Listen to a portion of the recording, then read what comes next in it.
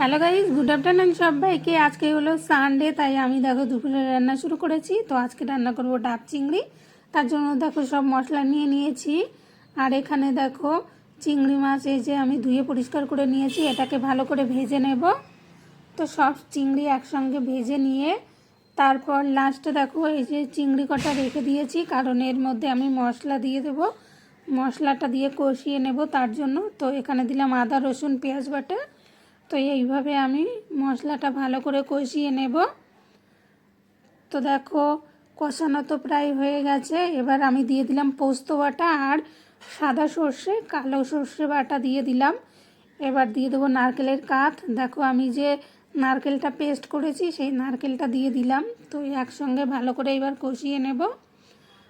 তো দেখো এইভাবে ভালো করে কষিয়ে নেওয়ার পরে আমি দিয়ে দিলাম ভাজা চিংড়িটা।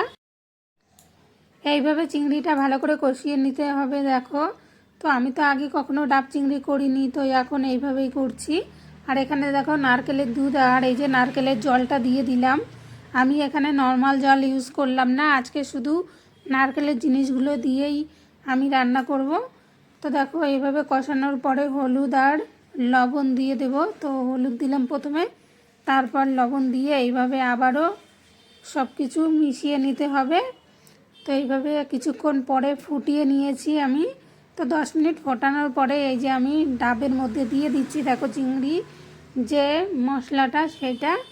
তো এইভাবে সব কিছু এইভাবে ঢেলে দিয়ে তারপর মুখটাকে আটকে দেবো। তো গরম আছে, এই গরম অবস্থাতেই দিতে হবে। এবার দেখো এই যে আটার একটা আমি ডো মতো বানিয়ে নিয়েছি।